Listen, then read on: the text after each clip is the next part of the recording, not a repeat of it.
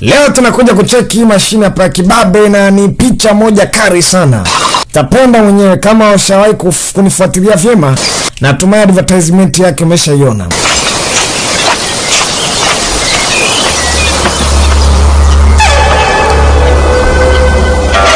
Ni mwaka 1910.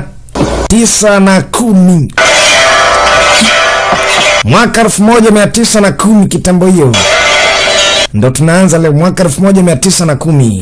Kuna mtu mmoja mzee wanamuita Houshu. Fika katika mgawa fulani kwa ajili ya kuweza kujipatia angalau kinywaji na kuweka roho safi. Akamwita mhudumu kwa ajili ya mipango maalum. Anasema kutokana na mipango ambayo inaendelea, hata hivyo kuna baadhi ya vitu bado sijavielewa katika sehemu. Mheshimiwa, hata mazingira ya hapa leo sijaelewa, lakini mtu katika mkono wake kidole cha mwisho kina kucha moja ndefu sana. Cheki kwa makini.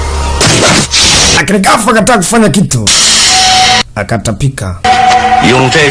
Anasema hii msosi ya leo sijaelewa, na hisi hapa kutakuwa na kitu kibaya kwa upande wangu. Cheki, huyu jamaa ana hisia za hatari mzee. Anasema na maana kama wataka kunishtaki mimi eti nimekuwekea kitu kibaya kwenye chakula. Gafa hapa ipana kausha meza. Ni kweli kumbe hawa watu katika mgawa sio watu wazuri. Hawakuwa na malengo mazuri na huyu mtu. Yes, na maana kama alikuwa anataka kumwangamiza. Na ndio maana jamaa kinywaji akasema ama mazingira ya leo hayaelewi. Bwana, sasa tena kazi. Kachomoa sana sasa. Taka kumwangamiza lakini we huo kucha sasa. Aisee, anafaa sasa. Tubukeza namna hii. Krishna. Haya sasa. Yana napitisha kwenye shingo wazima. Cheki mambo. Kuja tena. Bado hajakata tamaa kwa sababu lengo lao lilikuwa ni kuweza kumwangamiza. Lakini huyu mtu hafai. Ana skills za hatari. Ushaji upanga. Bamizwa. Katobolewa namna hii. Huyu ndo alikuwa ni mwenye mgahawa katika hii sehemu. Sijui kama ilikuwa ni issue ambayo wamemchezea ama vipi, sijafahamu. Lakini hawa watu walikuwa wanataka kumwangamiza huyo mtu, lakini pale kuna charia naona. Haya mambo yote. Sasa anakuja. Anasema pumbavu ni muua babangu. Na umefanya mengi sana mbele ya babangu. Taka kusogea kavunjwe. Na maana huyu mtu kumbe ni mtu hatari sana. Na anafanya mauaji na ndio maana wakataa kuweza kumwangamiza. Hawa vijana wapo kwa ajili ya kuweza kulipa kisasi. Yes, baba. Hii mashine ni shida. Dogo akata anajisaidia peke yake, anataka kuweza kutobolewa. Lakini ghafla ule mkono kakamatwa. Mheshimiwa. Bwana wanamuita bwana Shifu. Shidi. Mheshimiwa bwana Huoshu. Vipi bwana? Wanafahamiana, ni watu ambao wanafahamiana. Hao, qi能识别。本是你我二人相约比武，可你刚刚似乎干了件大事。这帮人鬼鬼祟祟，想要设计下毒害我。再说，也是他们先动的手。Kama naona kwamba kuna mission ambayo imekuleta hapa. Anasema vipi? Kwa nini unaamua kuweza kufanya mauaji namna hii kila siku? Ni hatari zaidi. Uwezo wako na skills zako ni kubwa sana. Uweze kupambana na watu kama hawa. Hii ni hatari kwa upande wao. Na kwa upande wa raia wote ambao wapo katika sehemu hii ambayo yani ambao wanakuzunguka. Kama unazungumzia kuhusu nini? Ikiwa wao wanataka kuweza kuhatarisha maisha yangu, mimi nitaweza vipi kuacha? Na nikiwa mimi ni mwenye master mwenye kuweza kupiga vizuri kung fu, kwa nini waweze kutaka kunishtaki kwa mabaya ambayo wao wanafanya? Yani kwa mabaya ambayo wao wanatamani kuweza kunifutagizia mimi. Kama kweli kabisa wewe ni mtu mwenye kuweza kupiga kung fu sana, lakini siku zote lazima uweze kutafuta mwenye kuweza mwenzio ili uweze kuchallenge naye, sio kuweza kuonea watoto kama hao. Ina maana kama hata uweze kuchallenge na mimi, sijamaanisha hivyo, lakini ukihitaji pia fresh. Ina maana mzee anajiamini sana, ni master mmoja, yani master mmoja mwenye uwezo mkubwa sana. Bwana Shifu. Hao. Asema sawa. Nimeelewa maana yako kiundani zaidi. Ngoma kageuka namna hii. Sasa tena kazi. Jamaa sana jiweza. Sema yeye ana kidole chake kwa cha mwisho, mzee ni hatari zaidi. Yes. Master alikuwa anapita tu njia namna hii. Baba.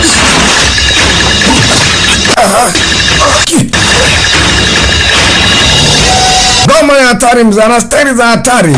Check mambo anakuja namna hii kama pepo. Akapunch. Nasa hapo kwenye mti mzee. Chaki jamaa alivyokuwa na nguvu za hatari. Bonyeza umwanzi mzee kachana. Sasa wakati mwanzo unaanguka, jamaa kachuma ya jani mzee, hadi jani ni silaha. Kata anakuja kalikatana namna hii. Azunguruka namna unywele wa baba. We! Akapakiwa sasa hiyo kitu. Chaki mambo. Kibo. Gumi moja. Jamaa aliguna. Se. Chupu. Atoe pale ambako yeye mwenyewe aliweza kupapasua kwenye ule mwanzi. Asema kwa kweli skills zako ni kubwa zaidi. Na hakika naamini kwamba umenishinda. Ina maana uwezo wake jamani mdogo kuliko mzee mzima. Haya basi nashukuru kwa hilo pia. Mimi hacha niweze kuendelea na safari yangu. Hamna shida, kila mtu aweze kuendelea na safari yake. Aache kuweza kuonea watoto ambao wanaendelea kuishi katika sehemu. Hasa akikumbuka eti uwezo wako ni mdogo, uwezo wako mdogo, yale maneno anajirudia katika kichwa chake. Na siku zote waga anajiamini na hataki mtu yote aweze kumshinda katika masuala ya kung fu. Hiyo kwake ni ngumu sana. Sasa huyu master hatari. Uwezo wake ni mkubwa sana. Akaona wewe siwezi kumwacha hivi hivi. Maneno akiwa anajirudia kichwani mwake, akachomoa pipe. Ikapigwa ngoma moja. Sijui kuhusu maisha ya mtu. Anaita Angry Fist. Gumi la asila. Ya ngumi ya asila wewe. Yaani ukisikia ngumi ya asila ni ligumi kweli. Haya. Unaambiwa kwamba ni siku kadhaa zimepita baadaye. Yaani baada ya tukio hilo, naweza kusema kwamba ni mwaka mmoja baadaye. Hii ni mwaka 1911, maana hiyo tukio litokea ni mwaka 1910. Twende sambamba hiyo baba. Haya, tunakuja katika kamji kamoja hapa. Kama kawaida tupo katika mji wa Gunzu. Hiyo ni China hiyo baba. Leo tunakutana kabinti kamoja wanakaita Shishi. Akabinti wanakaita Shishi. Kanapiga tu picha namna hiyo. So Shishi yule wa wapi yule sijui ni nani huyo. Hamna Shishi kwenye magrupu la sapa sumbua kinyama. So yule. Huyo Shishi wa Kichina. Mimi Shishi. Akatana piga kamera namna hii. Kuna vitu maalum ambavyo anaviandika na maana yeye alikuwa ni mwandishi wa habari. Mara ghafla hapa kuna wizi walikuwa na mdoa wakamkwapua kamera yake. Hapa pembeni kuna chalio anamuita Shanwa. Sasa inabidi aweze kumsaidia binti. Sasa tunaenda wapi? Bila aweza kukacha, utalia fai. Ana uwezo mkubwa na yupo speed bala. Akakamata mtu. Mbavu nusha hiyo mzee. Akadaka. Kabla tu mzee. Ikapigwa ikatoa juu. Akamata. Akavuta mkanda na piga namna hiyo. Sasa hata nataka kamera kama kwa acha kukimbia. Wasini kumkimbiza dogo. Oya, hii mnaitaka? Mnaitaka ya kwenu? Haribu mboga za watu maskini ya Mungu huko mtaani mzee. Hiyo ni karibu hiyo kwao kabisa hapo karibu na kwao. Vipi hiyo mnataka? Hiyo akatoa haribu meshikaki na kabia na tafunisha meshikaki. Pilipili. Wewe mpuze. Kama gato pilipili akitosha hata anapiga biashara zao. Akaribu dogo ya kutosha. Wewe mpuzi, sawa. Wewe sawa mpuzi. Mjinga kabisa. Mama. Anakuja tena akapiga na meza. Yakata na kimya ghafla akatoresa. Wewe kwa mwangalifu. Kamera kaenda juu maskini ya Mungu. Kamera binti wameta Shishi. Kuna Shishi na kuna Shishi. Utofauti huo. Bwana ikapiga chini. Kiba.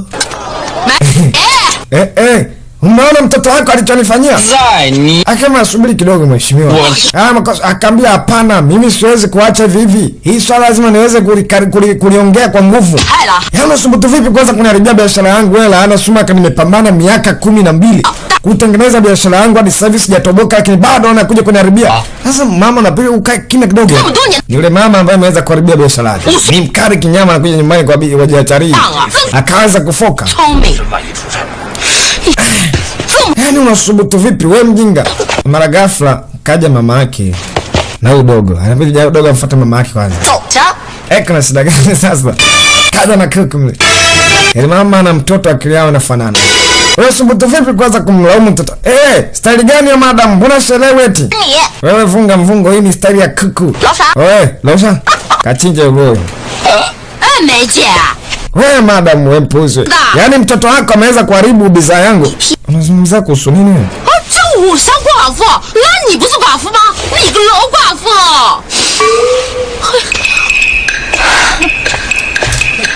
！Sasa madam yuko hapa kambia bana, mimi sifahamu hizo habari za kuharibu biashara zenu bana. 小寡妇， Mimi niko hapa kwa ajili ya mipango yangu. Sasa wewe madam wewe, ikiwa umeharibu biashara yako inabidi ukashtaki polisi, sio kwangu mimi. 杨教父说书吗？ Mimi niko hapa kwa ajili ya kuweza kumlea mtoto wangu vizuri na mafunzo yana, naamini kabisa kama nimemfunza vizuri aweze kufanya kitu kama hicho na mse. Wewe asubiri basi. Mtoto huyu na imani ana adabu ya kutosheleza. Kwa upande wangu hawezi kufanya vitu vibaya. Na ananisikiliza wewe ni vitu vya umefungwa zipu umetanuliwa mdomo mama. Unaongea kama kitu gani? Utoke. Utoke kupambana na hali yako. Wewe mimi. Naambia kesi imeingia kwa mama mzee. Aise, baba kweli kila mtu na mtoto wake. Haya, sawa baba uone uchungu. Haya, basi nabidi tuweze kutoka hapa. Basi alimkoromea yule mama. Lakini sasa licha kumkoromea yule mama, huyu mama naye anataka kutenda haki. Akatulia zake usiku mzee. Hakuna kulala. Usiku wote. Asema Losha. Unafikiri mpuuzi huyu Shaurani mtu wa kumsamehe hivi kirahisi kwa matatizo ambayo amefanya? Huyu ni wa kumpa adhabu ikiwezekana hata siku 2. Mheshimiwa muone huruma, hata anaumia pale. Upande hata dakika kadhaa mwachie apumzike. Kama lakini mwezi mwachia dakika kadhaa atakuwa hana adabu. Kila siku atakuwa anafanya fujo wakati mimi nimemwambia sio anafanya fujo. Lakini sawa. Hamna shida bana. Maana anafanya fujo dogo anaambiwa asifanye fujo. Kumbe kakiwa kiduguri hapo juu. Hiyo ndio adhabu ya kichina mzee. Huko bongo na chapa kiboko mpaka anaenda mbio. Sijui kwamba utajifunza nini. Haya dogo akakiwa adhabu ya kutosha kubeba kiburungutu juu kijungu iko. Hapo siku kutasimama mbu. Kula kofi mzee. Chi. Bwana, hii ndio inaitwa Angry Fist, ni bonga picha. Oho, naomba utulie kwa makini sana, utapenda mwenyewe. Baada yote kukakucha bwana. Mambo yataka fresh, lakini leo dogo ameingia katika ofisi fulani, anachora namna hii. Anasema hii imependeza kweli kweli. Kama na watu wakiona itawanogea. Anazidi kuvuta rangi na chora bala. Yuko busy. Sema kaja binti namuta shishi. Ashangaa ofisini kwake alafu kuna mtu.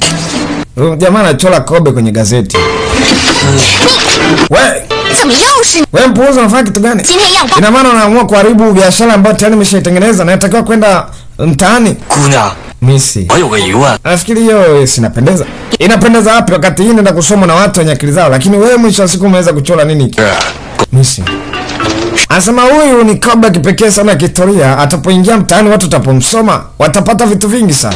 Unaona? Hata hapa juu maandishi ambayo yameandikwa ukichanganisha na huyu kobe ni vitu ambavyo vinaendana sana. Wewe subiri. Yaani hapa amenipanda kichwa. Wewe unazungumzia kuhusu nini? Ina maana mimi nimezidi kuboresha na kuongeza utamu kwenye gazeti. Lakini bado naendelea kunifanyia hivi. Wakati mimi hakuna mtu yote atanigusa kwa sababu napiga sana. Mbona mambo hayo? Wewe mpuuzi wewe. Toka hapa. Niende. Ina maana kwamba wewe hujapenda hii. Hii ni kitu moja safi sana. Na itapendeza. Wewe angalia tu tukasambaza huko. Au kama utaki basi. Akaanza kuharibu, ni uchokozi tu. Kama utaki basi hana maana. Wewe subiri basi.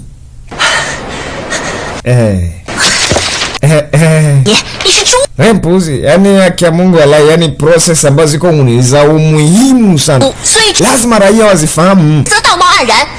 Hii process ambayo iko raia lazima wafahamu. Sasa wewe unaanza kuharibu na kuwapoteza. Tunafanya kitu gani?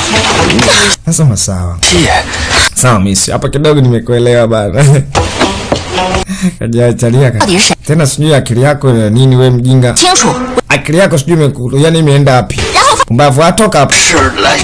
Sawa nitafanya hivyo. Tafanya hivyo. Hamna shida kwa sasa hivi. Naomba unisamee bosi. Sitarudia hivyo.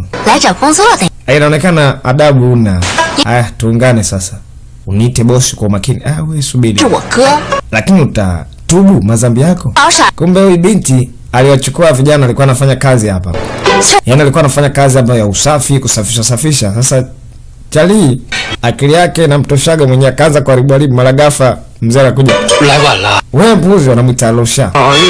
Umefanyaje haya yote umefanya wewe? Akamwambia Messi. Samehe tu huyu bwana. Aliendaga Milembe. Akarudi juzi tu. Akili yake iko sawa, muda wote anaweza kufanya kitu kibaya. Yaani inapotumaga ndio hivyo. Amba tu mheshimiwa uweze kumsamehe huyu. Lakini na imani kwamba atarudia tena baadaye. Sasa mheshimiwa, naomba tu ufanye hivyo. Sikuzani kama atakuja kufanya hivyo kwa sababu sisi tuliomba kazi ya kusafisha, lakini yeye amekuja kufanya hivi kimakosa. Umsamehe tu. Wewe shawa. Haya basi, nikusamehe. Lakini sasa usirudie tena haya mambo. Hamna shida. Nataka nikufundishe kitu kimoja amazing sana, wewe mwenyewe utapenda. Na utapokuja kurudia ndo siku ambayo nitakung'oa meno yako mbele. Sasa mimi umsamehe kweli kweli, sio unamsamehe nini tu. Wewe mpuzi wewe. Wakapewa fursa ya kufanya tena kazi. Wako marilishani uko mzee juu. Ni kazi yako kupiga usafi kama blow vipi? Yaani wewe waga unaleta tu fujo. Na unaleta yaani una mambo mengi sana. Hakika tutapoendelea hivi natumai kwamba sehemu zote tutakuwa tunafukuzwa tufanye kazi kwa amani. Wewe unaanza kitu gani? Ilikuwa tu ni show ya kawaida ile. Omba sahau yani. Kazi sio mchezo mzee, madirisha wako juu ya gorofa. Wanapiga usafi, lakini ghafla pale kuna jeshi la polisi laingia katika sehemu hii. Hii ni sekta maalum ambayo inatengeneza magazeti na binti anahusika katika masuala. Anasema tunataka tutambue gazeti hili aliandika nani? Gazeti aliandika nani? Ni gazeti hapa limeandikwa na nani? Nataka lifahamike nani ambaye ameandika. Kwa sababu lina process ambazo zimeandikwa ndani si za ukweli. Kuna habari ambazo zimeandikwa si za ukweli. Habari hizi ni habari gani? Nasema ina maana kama mnatangaza habari ya kwamba kuna watu wanavuta madawa kulevya katika sehemu na kuna watu wanasambaza madawa kulevya, hii habari sio kweli. Na ndio maana tuko hapa kwa ajili ya kuweza kudili na misingi ambayo yani taarifa ambazo fake zinaenea katika sehemu ama katika yani katika raia mtaani huko. Ikiwa tutamkamata huyu basi itakuwa ni fursa nzuri sana, na ikiwezekana tutafunga hata kiwanda chenyewe hiki. Sasa kama yeye ina maana ndo anashika na hii mambo, basi hakuna kuweza kuachwa mtu huru. Na tunaendelea tena kusema ikiwa zitaendelea hizi habari kutangaza habari za uongo katika taifa letu kwamba kuna madawa ya kulevya wakati hakuna, tunahakikisha wote tunawaua. Adhabu chache wanapewa, na maana kwamba mtu ataadhibiwa kifo kabisa. Yes, hii hapa taka nifundisho kwa wengine wote. Subiri kidogo mheshimiwa, binti amekuja. Anasema ni habari gani? Nimezisikia kwa muda mrefu sana kwamba kuna magazeti ambayo tumelipata ambalo halina habari za ukweli ndani yake. Na hii habari imetoka katika sehemu. Sasa mheshimiwa, hii habari ilikuwa ni imetoka kwa upande wangu mimi. Na mimi ndio naweza kuiandika kwa umakini sana. Sidhani kama itakuwa na uongo ndani yake. Tafadhali kwa hukumu hawa itakuwa ni ina maana kwamba unajizihirisha ni wewe. Sasa yote ambaye ameandika habari za uongo anakamata. Mkamateni mara ghafla. Subiri. Kaje jamani ndezi. Jamani naomba tu mumsamehe. Hizi habari labda niliweza kuziandika mimi wakati huo yeye alikuwa hayupo. Ina maana nini? Asa mheshimiwa, yeye haushikagi ya mambo, waga ananiachiaga mimi. Mimi ndo nachapisha mipango yote. Niliweza kuongelea habari, niliweza kuongezea habari ambazo sio za ukweli. Kwa ajili ya kuweza kulinogesha gazeti zaidi. Hebu twende. Wewe sasa umedanganya wewe, afu utawe ndio hapo sasa. Kama tena huyu binti itakuwa huyu ndo alosababisha huyo. Kamate. Kamata. Kama yeye ndo anahusika na hii kiwanda, anahusika na hii kampuni, bila kamata. Lakini ghafla dogo akukubali. Yes. Anamwachaje sasa binti aweze kwenda? Bwana, anachapa huyo. Oho. Kaanzisha bonge ya vurugu ya hatari.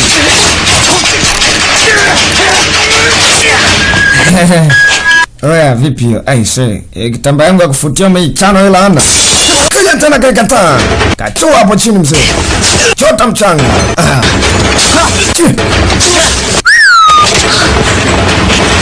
Bwana. Gafa mashine na kuja kagonga mtu. Haya sasa Batam kapanda mwenyewe mkula, mkuu wa jeshi la polisi. Ina maana kwamba unataka kuvunja sheria haya? Kama sheria ya wapi bwana? Ile habari ilikuwa nje ya matokeo ya magazeti kabisa ni. Hebu acha tuende. Anasema store kuruhusu acha wende, kuacha kwenda. Lazima nikushike. Mbavu. Anasikikaje sasa? Yes. Anakamatika dogo. Zito. Haya baba. Kija tena. Bwana, kapanda nayo. Kama jaka barabara. Anakuja namna hiyo. Yona hiyo. Kataa. Pasua hiyo mezo mzee. Ina maana kumbe mheshimiwa anafanya kweli. Na maana muda wote walikuwa nafikiria mimi nafanya utani. Hapa hakuna utani, nipo kwenye kazi. Nahitaji niweze kumkamata mtu ambaye amefanya uhalifu. Asema nasumbutu vipi kusema hayo? Kama ndio, sasa akaanza kumpandisha dogo hasila. Akuja na ligumi hilo. Iyo. Bwana. Kagongwa pamoja kati mzee baba Baba. Sasa katoja maangu. Alijua labda ni masiala.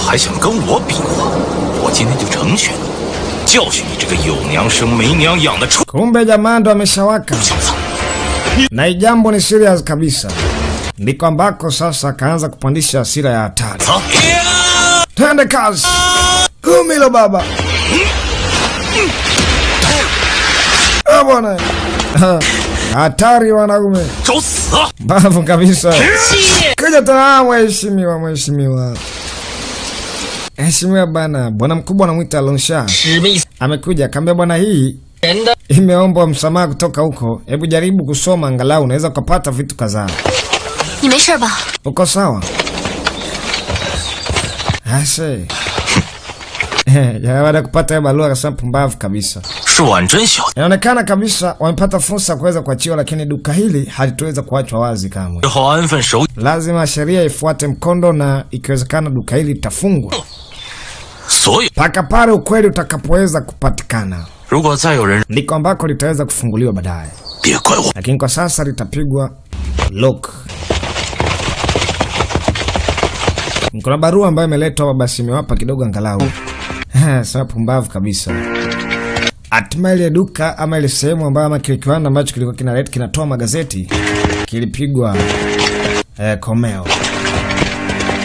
Manake hapa paruhusiwi tena kufanya kazi. Yes, basi akatoa chali yangu wakabebana na mzee mzima anamuita Losha. Lakini binti hakuwa na jinsi. Wakabebana akatoka. Lakini sasa huko upande wa pili watu wakaanza kusimuliana story bana. Bana watu wamepigana magumi huko mtaani. Yule chali wanamuitaga bwana mkubwa wanamuita Shawa. Piga mtu kinyama. Sasa nyinyi mnazungumzia kitu gani? Hamna shida.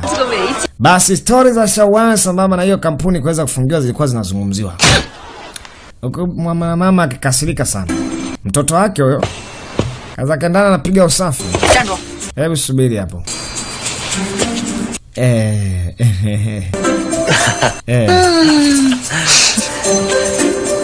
Hala menuna.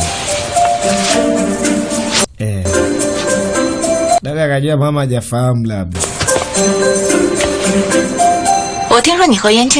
Maana hata uniambia leo hujafanya fujo. Ndio sijashambulia mtu aina yote. Lakini wewe nimekutetea tu juzi, lakini unafanya fujo sana mitaani wewe. Ningekuacha tu angekufumua siku ile angekupiga piga hivi. Lakini nataka kuniambia leo na maana hujapiga mtuko. Mbona kuna story fulani nazisikia hivi? Hebu niambie, nipe hadithi kwanza. Jiangalie kwanza. Wewe unasubutu kupita siku bila kufanya fujo kweli wewe? Jinga wewe, umekwepaje mpuzi? Kuja mama. Mama. Subiri nikuonyeshe leo. Takuonyesha msungo mkubwa. Tamaki. Mama ni hatari. 哥， Kaka 管是隶属朝， anasema hatimaye ofisi imeweza kufungwa. 准备立宪，所以啊，对洋务格外。 Ni mzee ni chari mmoja 总理衙门来管理洋。 wanamuita bwana Chen. 图文馆就是隶属 Chen Jingjing, Chen Jianjiang. Lakini tumwite bwana Chen. 培养一些水师。 Ni mdogo wake na binti. 既然有这层便利， Kutokana na taarifa ambazo zimetoka kwa sasa, ni habari mbaya ambazo alikuwa binti amezisambaza. Inasemekana ni hivyo. Kumbe hizo taarifa zilikuwa ni yani zimeweza tu kuletwa. Yani maana yake ni taarifa ambazo sio kweli binti ajisambaza. Nasema sio kweli. Sijaweza kuandika habari ambazo wanazifikiria. Lakini kiundani zaidi niliweza kugusia kwamba nchi yetu inasemekana kwamba inagusiwa na uhalifu wa madawa kulevya. Na hii habari ipo, lazima iweze kupatikana. Basi nitakukampani, usijali mdogo wangu. Akamwambia sawa. Haya, huko sasa mtu na mama yake wewe. Hawa wenyewe ndala tupu, yani wamepatana.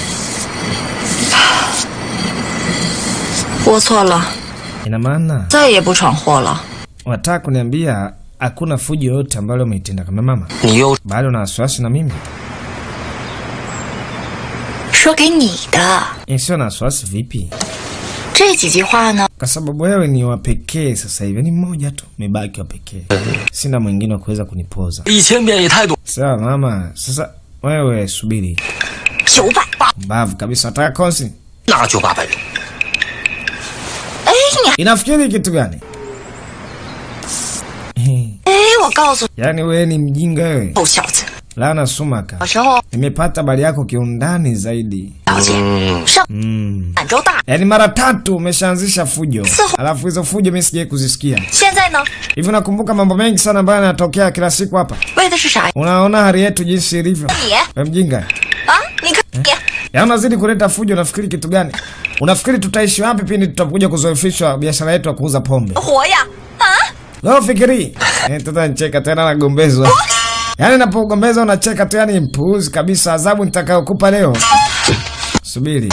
Adhabu nitakayokupa leo. Mama unafanya nini? Una adabu ndo maana. Mama. Unapeleka hapo sasa vitu vyangu. Utajua mwenyewe pa kwenda. Maana adabu huna. Shika, utaondoka hapa maana mimi sitaki kuweza kuzofika.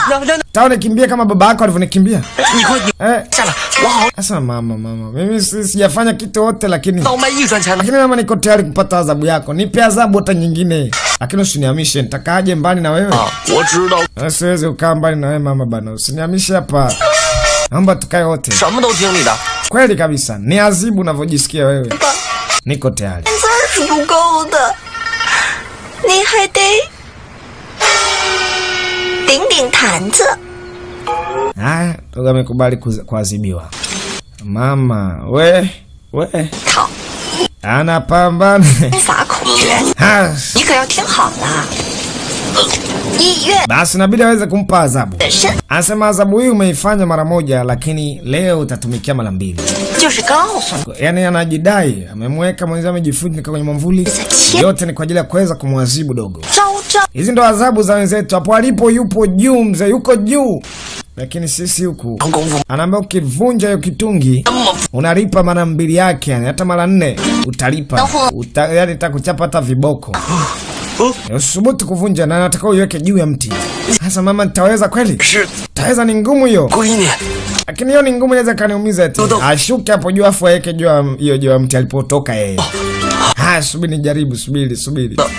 Natakiwa nivute pumzi za kutosha. Alafu hapo ndiko ambako nitaweza kutoka na kuruka.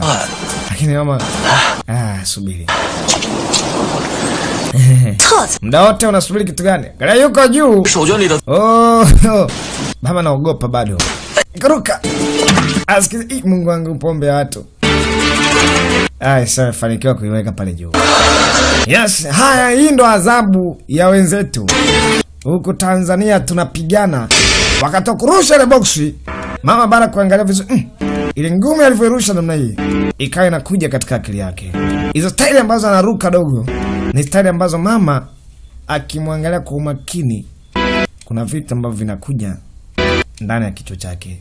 Anamuwaza mzee mmoja kipindi ambako anapigana yule jamaa. Na mwisho wa siku kumbe ile risasi ilimshambulia. Yes. Kumbe mama na mawazo, huyu mtu alikuwa anamfahamu. Inani yake. Mama, shida nini? Nia. Mama, muda wote unakuaga na mawazo ya kushangaza. Sikuelewi unawaza kitu gani? Nia. Mama, 是不是又想我爹了？ au utakuwa unamuwaza baba nini? Niambie kama unamuwaza baba. 林残月 Ameenda wapi? 无言 Miaka yote hii 思 sijamuona. 但邪帝 Niambie basi 于 hata ukweli kidogo. 言这是 Itakuwaje alipotea poteaje huku mlipokuwa mnasafiri? 存心聊自痴，好歌幽兰曲，缘情终不移。 Yes. Bwana, ni shida. Story ndefu sana. Na maana kwamba yule mzee aliweza kushambuliwa. 不是， Lakini ukitulia kwa umakini sana, 哦， jamaa anaambiwa kwamba baba yake alisafiriji huko 让的功夫 kimazingira ya kutatanisha, alipotea hakumwona hadi leo. 会有志青年。 Bado story anaendelea kumkabidhi. Hata sifahamu kwamba nini kilitokea 功夫 mbele yake, lakini kung fu ni kitu pekee ambacho mwanangu unastahili kukifanya. Yani manake anastahili kujifunza ili uweze kujilinda usije ukapotea kama babako. Alafu pia hakikisha usipende kuleta fujo mtaani. 儿子一定 Naelewa mama, wala mna shida na nitaifanyia kazi hiyo kitu. 受人 Sitoweza kufanya fujo tena. Nitatetea mnyonge ambaye anaonewa kupitia kung fu yangu. Basi dogo ni kwenda kujifunza tu kung fu na mambo mengine asonge mbele. 多吃点。 Maana anaambiwa kwamba ni njia pekee ya kuweza kujisaidia asipotee kama babake. Babake amepotea kwa mazingira ya kutatanisha. 我们王爷听说这 Wakati huo tunasonga mbele huko. Huku kuna watu kadhaa ambao wanaongea sema vipi kuhusu mzigo. 人的这批货 Asa mzigo umeandaliwa vya kutosha 广州港滞留， na unatakiwa uweze kusafirishwa. 之后提早转 Ina maana usiku wa leo inabidi uweze kuondoka. Itakuwa ni fursa nzuri kwa sababu mheshimiwa tayari ameshaweza kutukabidhi kila kitu. Nasema sawa. 不过这场 Unafikiri 准运， huu mzigo utagharimu kiasi gani cha pesa 这万一要是被查， ambacho kitaenda kupatikana huko? Ni kiasi gani ya pesa? Nasema pesa mingi sana. 好， Sawa sawa, basi hapo ndiko ambako tutakula cha juu na mambo mengine yatasonga mbele. 大家一起赚。 Ama vipi bwana? Ni chezi, ni watu wawili ambao wanafanya business. Alafu business yenyewe sijaelewa ni business ya gani. Wanakula maisha kinyama. Pale ambako panauzwa pombe kwa mama yake na mzee mzima na mtashauri. Asa vipi misi? 小马在吗？ Asa vipi Shawa yuko wapi? 里边请。 Yuko ndani. Mama yuko bize kinyama, anapiga zake usafi, wateja wakija waenjoy, wanywe pombe, waburudike, maisha safi. 小马的 Asa ni misi Shishi. 梅姨您好， Ni mimi. 青青姑娘， Asema Shishi kunya. Karibu na ukae. Karibu kabisa. Kama shida kaa enjoy. Eh. 小马 Shawa yuko wapi? 啊，小马， Shawa. We, Shawa. 小马， We, Shawa. 青青姑娘， Sasa Shishi kunya yuko hapa. Misi Shishi yuko. 你好， Vipi? 青 Poa. Misi, tukaandalie kinywaji kidogo. Uweze kunywa huko. Asante. Mama kafulaga jana hata sherehe. Hata mkwe. Oya. Ndio wakati wake nini? 天， Tayari ni ushakuwa bwana. 查 Mama naongelea nini? Hamna shida. Jamani. 娘， Mama. 要不 Unaweza kwenda kuandaa msosi mzuri? Unazungumzia nini msosi? Mama nenda sasa, doga toa nafasi. Aongee na binti. 娘 Mama. 啊， Aya. Jamaa kaona losha kaona mheshimiwa. 贴的 Sasa ukaacha tu jamaa kamhudumia mgeni, mambo mengine akasonga mbele. Ukaendelea biashara nyingine huko, twende bana. Kamburuza. Bana niache sijamwaga. 这边喝。 Ukimisi ingine utaniambia niongeze, sawa? Sawa mheshimiwa. Wewe, shenzi. Mtoto wake. Mna shida. Tunywe. 小马， Asema sawa. 你 Vipi? 是正式邀请你。 Sasa kutokana na mambo mengi sana ambayo umenifanyia, basi sasa natamani niweze kuungana na wewe. No. Tufanye kazi kwa pamoja. 理应担当起护。 Kakaangu pia ameweza kushukuru kwa kuweza kunisaidia. 可能你我微不足道。 Basi na imani kuweza kuungana na wewe kwa sasa. Yaani maana yake sio kama mfanyakazi wa nje. 无愧的。 Yaani kufanya naye kazi za siri za ndani. 上次看到你和严青天周， Anasema kama uko tayari basi tuweze kuungana pamoja. 所以 Vipi? Uko tayari kuungana na mimi? Tuwe mapartner. Tunafanya biashara kwa pamoja, yani maana watu ambao wanaungana kwa pamoja. Mission zao itakuwa ni moja. Mambo mengine yasonga mbele. Basi bwana wakapeana mikono na maana kama ni watu ambao tayari wameshakubaliana na watafanya kazi kwa pamoja kuanzia sasa. Binti amemwelewa sana. Na najua huyu atamsaidia sana. Maana ni mtu ambaye ana uwezo mkubwa sana wa kung fu. 前面有家医馆， Sasa inabidi tupate ripoti kutoka hapa. 里去干着饭。 Kwa sababu zile ripoti ambazo zimelitokaga mtaani zilisemekana kwamba sio kweli na mwisho wa siku duka letu likafungiwa. Hasa ripoti zinatakiwa zifahamike kweli. Maana kama watu wakapiga picha huko ndani, basi hamna shida. Ina maana kuna ripoti ambayo alizitangaza. 我都学会了，没问题。 那你小心一点。 哎呀，没问题，相机不会给你摔坏的。 Hizi ripoti zilifahamika kwamba ni za kudanganya. Sasa nataka kuzifahamisha ni ukweli. Sasa Charia anatakiwa aende kupiga picha huko ndani. Kuna hoteli moja. Hiyo hoteli inasemekana ni hoteli ambayo kuna biashara zinafanyika za alama. 病的吗？ 是来 Yes, basi wakati huo 要 珍珠糕， 给谁装？ dogo ameingia kambea bana vipi? Nataka huduma bwana. 珍珠糕有。 Nataka huduma ya asili. Kuna lugha za siri unaongea. Ina maana huko unapoenda kuingia ni kwa siri sana. Katoa hizo pesa. Haya sawa. Kaandiko hapo. Mheshimiwa ni huko. Kuna huduma ya asili ipo huko ndani. Sasa mheshimiwa akakaribishwa bwana.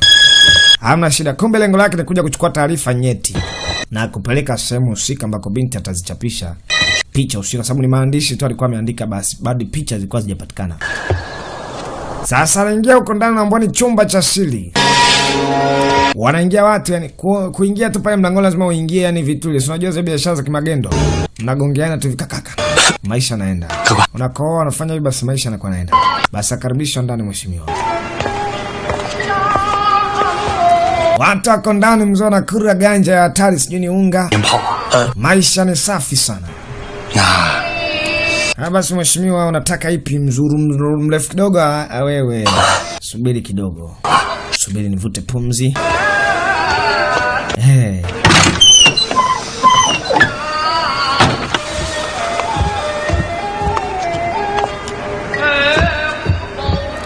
Yes. Jamaa moshi wa hatari unajua. Sasa hata navutaga madubwana. Atakuja kuletewa vya kwake. Sijui ameagizia ni kitu gani. Kwambia ni chumba cha siri huko. Watu hapo bize kinyama na kula mambo yao.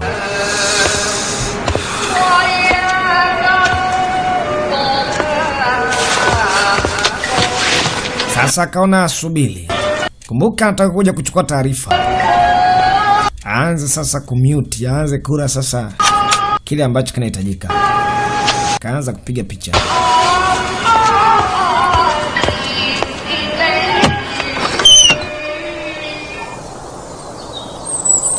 Gafa akafungua mlango huyo baada ya kupata picha kadhaa. Tutaweza kumsaidia hizi. Binti anasubiri uko nje. Ametulia huyo. Mara Gafa jamaa leta vipi? Ameenda wapi huyu? Ni mteja mpya amepotea. Yes. Hata kuingia chumba kingine achungulie nini kinaendelea. Akapiga picha bana.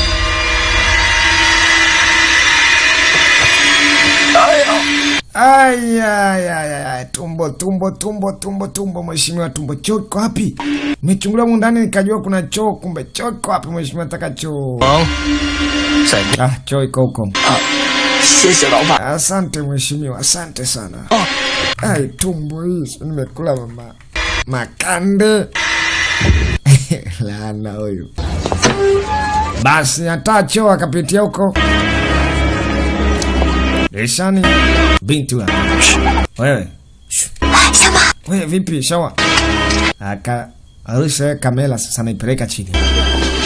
Ushahidi upotee fast hata kama atakuwa atakamatwa huko. Good deal. Okay. Binti kama wanasomaga sana English kwa wanajuaga ile okay. Haya basi mambo fresh. Wakati huko na mizigo pia nasafirishwa. Inaingizwa kila kona mzee. Yes, twende sambamba. Mwanangu unaambia kuna biashara za haramu ambazo zinasonga mbele katika mji. Mandia. Wanaendesha biashara ni wale waheshimiwa ambao wanasemaga usiku watafanya hii kazi kwa makini sana. Asa mzigo wa leo umekuwa ni mwingi sana. Hakika hii inatakiwa ifanywe siri. Atapoweza kubuma itakuwa ni hatari zaidi. Maana hawa nje bado hawafahamu kwamba ni nini ambacho kinasafirishwa. Ni biashara asili. Cheki kazi. Asa pia mheshimiwa ameweza kutoa mzigo wa kutosha. Usijali kijana. Hii kazi ni rahisi sana. Akatoa binti ametulia zake hapa anamsubiri mzee mzima. Waliediana hapa ndiko ambako watakutana. Baada jamaa kumaliza kazi yake huko kupata fursa ya kutoka. Kafa mlozi. Yes. Binti anasema shishi.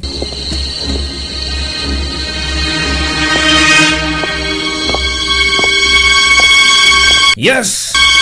Checha. We, shishi. We mpuzi. We. Checha. We shishi. Kabinti kako hapa. Nasema vipi? Umechukia?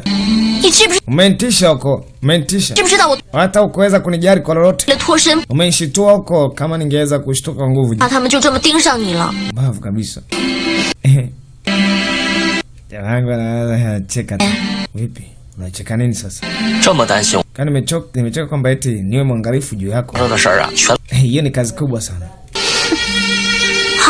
Asema vipi kuhusu kazi? Akaba kazi imefanikiwa. Kwa sasa tuangalie inakuaje. Ina maana kwamba unatakiwa ukweli usika ambao uweze kuonekana mbele ya jamii. Na hapo ndiko ambako maana siku zote haki itapoonekana mbele ya jamii. Hamna gani hiyo pesa yenyewe kasome. Haki itabaki haki. Na pesa itabaki kuwa pesa.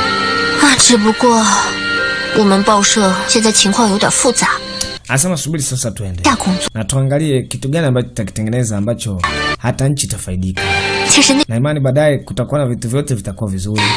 Mji utakuwa mzuri, watu wataishi kwa amani. Ameganda tu. Shikaji ameganda tu. Hii hapa ni ya kipekee sana kwa ajili yako. Nasemaje? Hebu iangalia.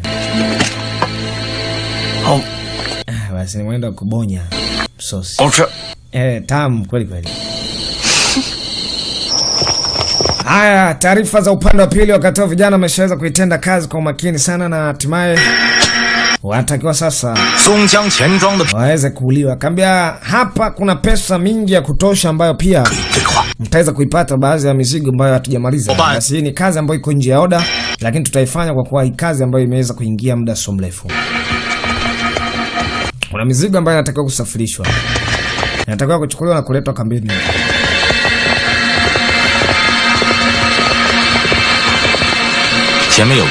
Anasema na hii hapa ni kuweza kuikusanya na moja kwa moja tunaipeleka kambini. Sawa mheshimiwa, sawa. Ni sehemu moja ya bandarini. Lakini wakati anaenda kuchukua mizigo, akaanza kuwachapa risasi. Ndio anarudi. Bwana. Yote ni kupoteza ushahidi. Huyu mtu ni hatari sana babla. Huyu aliobakia anataka kukimbia. Hakuna kuweza kwenda baba. Risasi lisikika upande wa pili. Nini hiyo? Risasi kabisa hiyo. Taarifa ilifikia mheshimiwa na mwisho wa siku akafuata mlio wa risasi. Mauaji hapa, binti anapiga picha kwa ajili ya kuweza kuripoti magazeti husika. Lakini pale kuna mmoja aonekana bado anapumua, yani manake yuko hai. Sasa anatoa taarifa zote. Ni mheshimiwa bwana mkubwa general wa jeshi la polisi. Sasa anasema ni mheshimiwa wa jeshi la polisi alisema kama anatulipa mara 2. Hatimaye hapo akaja kutumaliza hapa. Aha.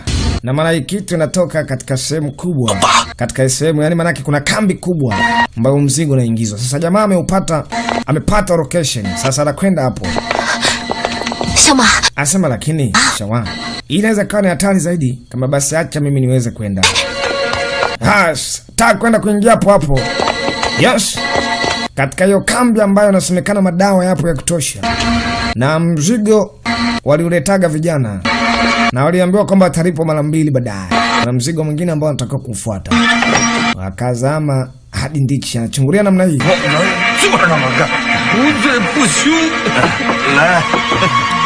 Kuna watu wako bize kinyama. Hao ndo walinzi katika sehemu. Wanakunywa na burudika maisha safi. Pona mtu jamaa shangaa kazimishwa. Mbavu lana sumaka. Sasa hawa ni walinzi na mbona kuna mzigo mpya umeingia. Mzigo huu jamaa kafunua kwanza mzigo kwa wapi. Maana kuona kirahisi ni ngumu sababu kuna mabox mengi sana. Anautafuta uko wapi? Ile ghafla. Yes. Anakuta ikitu. Na sasa ndio madawa yao ya kulevya. Yo. Lana suma kawa. Akawekea tu kitu. Ngoma kashika moto. Mara moto mheshimiwa moto. Baba wakaingia sipo. Pondwa mtu mzee. Hiyo nakuja. Napewa gumi moja zito. Yes. La. Kuja tena. Akaruka namna hiyo. Tupia madawa yao vuruga. Moto wa hatari kasababisha. Ila karibu akaeka hasara ya kutosha.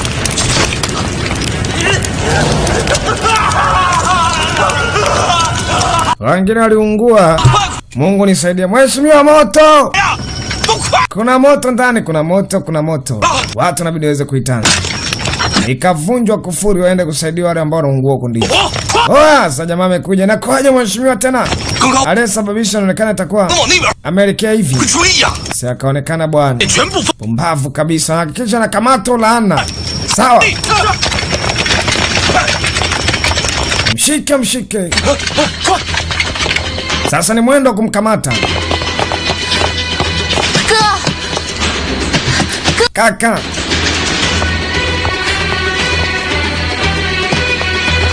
Shama. Sasa kaka yuko wapi? Shama. We, Shawa. We mpuzi uko wapi? Cheki jamaa amefungulia huko upande wa pili. Oya, umeingiaje huko? Wewe acha kuuliza twende ndichi. Dogo alipindukia. Ni mtundu kumbuka. Mheshimiwa. Itakuwa ameelekea huko kwa ratiba ambayo inaonekana. Itakuwa ameelekea katika sehemu. Watu ni kusonga mbele hakuna kumwacha. Mwisho wa siku kama mheshimiwa. Hapa na imani kwamba ndiko sehemu ambako ameweza kuingia. Sasa ingia kwa nguvu. Sasa tunafanyaje wanakuja huko eti? Wanakuja hapa. Yes. Sasa tunafanyaje? Tutapitia hapi sasa. Tunakimbilia hapi? Kaingia kwenye kabati, kaangalia kwenye kabati huko. Kuna nguo za kushanta. Watu wakazama ndichi bwana. Kila chumba wana search namna hii. Search kasamna. Oya, takuwa ni umu wamejifungia humu ndani. Na wasiwasi kama ni kimya hivi, takuwa ni umu. Sasa tunafanya kitu gani? 听说他的祖父还被咸丰年册封过，可千万得罪不起啊！管不了那么多。Hakuna upuuzi wote. Piga teke. Ilikuwa shata. Asangata kobize kinyama wanafanya zao. Ni aje? Ni upuuzi. Kuna mtu unamtafuta. Nasema ni nani? Ina maana nyinyi ndio ambao mmeweza kuingia hapa na maana kwamba mliweza kutuharibia mipango yetu. Mlotia moto sehemu ya serikali. Ama hapana, sisi tuko hapa muda mwingi sana. Toka kitambo niko na mtoto mzuri na kula la. Ni教我该怎么打？ Kuna shida gani kwa? 有没有看？ Unataka kutudanganya sisi? 当然没有。 Mheshimiwa, nikudanganya nini? 业的职业班 Wakati kila kitu kiko wazi. Niko na mwanamke. Unaniona afu unaniambia nidanganya? Na maana nyinyi mtamu tuchezea akili zetu. 绑起来带。 Umbavu wakamata. Subiri. Mara ghafla mheshimiwa anatoka. Sasa vipi mbona kwangu leo mheshimiwa? Kuna shida gani? 同文馆馆长木子金， Kuna shida gani general kuweza kuingia katika sehemu yangu makazi yangu 这是 bila ridhaa yote? 这小子 Sasa nimekuja kufuata wapuuzi ambao wanaonekana wameweza kuingilia maisha yangu wapuuzi. Subiri kwanza. 这是我私人 Anasema 深夜在 mbona walikuwa ni muda mwingi sana hapa? 给总理 Wamekufanyia kosa gani kwa kweli? 纵火， Maana kitambo toka mchana wako hapa. 个馆长 Sasa unakuja mwisho wa siku unatuambia habari gani? 他整 Toka mchana? 长得跟 Ina maana kwamba hawa puuzi ndio wasababisha huyu binti? Kaka wanamwonea aibu kaka. 这是 Anasema kwa kweli siwezi kukwambia kitu yote cha uongo, lakini ukweli tu nikwambia kwamba mheshimiwa, hapo utakuwa melong. Hawa watu walikuwa hapa na nilikuwa nao muda mwingi sana. 且放过他。 Kwa hiyo labda uangalie utaratibu mwingine wa kuweza kuchunguza bana. 你看呐， Chunguza kwa upande mwingine vizuri kwa umakini zaidi. Hapo unaweza ukafaulu katika mipango yako. 愿意给咱们朝廷办事。 Na imani utampata mtu ambaye labda anaingilia maisha yako. Lakini hawa 要是 ni watu ambao wako hapa muda mwingi sana.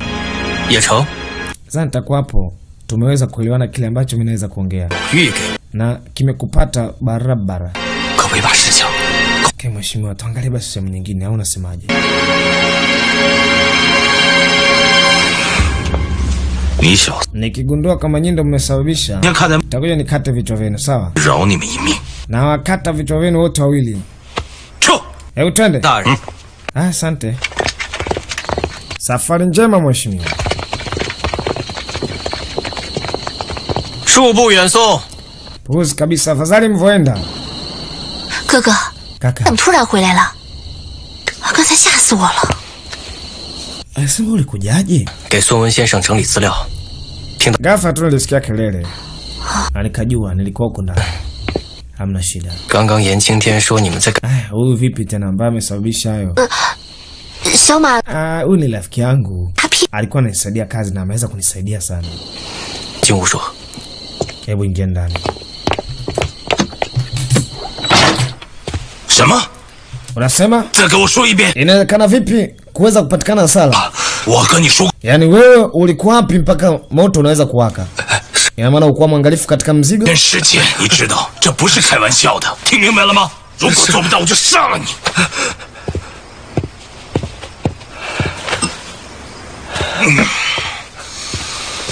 滚出去！ Toka hapa. Sawa mheshimiwa. 来两广总督 Haya, baadhi ya mambo yanasambazwa mtaani namna hii. 当社结盟，来 Vipeperushi, 看洋人 mambo ambayo yanaendelea katika sehemu yao. 报中华土地。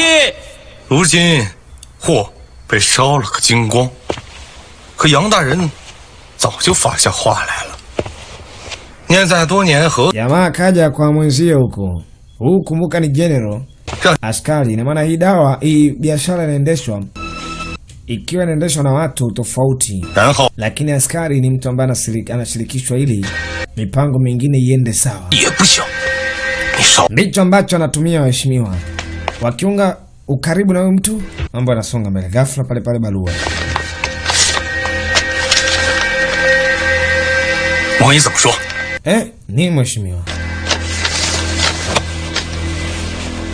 革命党的报纸 Anasema mheshimiwa, bwana huo, 参了 bwana huu inaonekana anaingia hapa mapema zaidi. 广东买鸦片， Ina maana kwamba anaingia katika Guangzhou mapema zaidi. 摄政王让他 Sasa tunatakiwa hii biashara kuifanyisha kwa umakini wa hali ya juu. 如今除了马上找到凶手，让洋人满意，还得赶紧压下这件事。 Anasema ikiwa mtu huyo anaingia hapa na tukiferisha biashara itakuwa ni hatari zaidi. 可如同大海捞针呢。 Anasema ni kweli. Sasa inakuwaje? 昨晚亲嘴的那， Nachochukua mimi ni uangalifu upande wa kazi yangu. 还有那个教 Lakini pia kuna vitu ambavyo natakiwa niweze kudili navyo 看 ili niweze kuwa napata pesa mingi kuliko hata. Ni taarifa ya mheshimiwa anakuja, ukiucheki kwa makini ukucha ni yule sasa Bwana Hou Su. Bwana Hou Su anakaribishwa katika sehemu. Ana ukucha mmoja wa hatari, kumbe bado yuko hai. Ni mwaka mmoja aliweza kumshambulia dingi wa mzee mzima wanamuita Shaowa.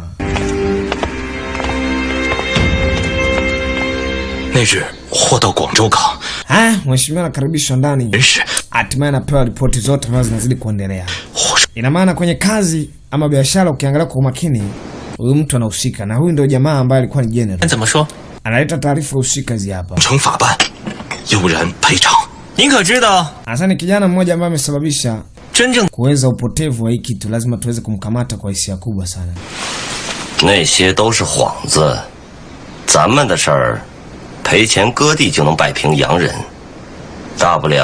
Ikiwa yeye ameweza kufanya hivi, sina budi na mimi nitumie njia ya siri kwa ajili ya kuweza kumtengeneza vizuri barabara. Alafu mambo mengine yatasonga mbele. Maana sidhani kama biashara inaweza kuanguka hivi hivi kirahisi ambavyo nyinyi mmeweza kuchukulia ama kufikiria. Sasa nataka muende kuona kipi ambacho kinafanyika. Sawa mheshimiwa. Na mufuate yote ambayo mheshimiwa anaagiza. Hakikisheni mnakuwa makini sana. Nadhani kwamba sina mengi hapo. Itakuwa uelewa umeweza kufuata njia yake. Umeelewa kila kitu. Na hakikisha hakuna kitu yote inatoka katika nyumba ya huyu mdogo ambao wanamuita Shaowa.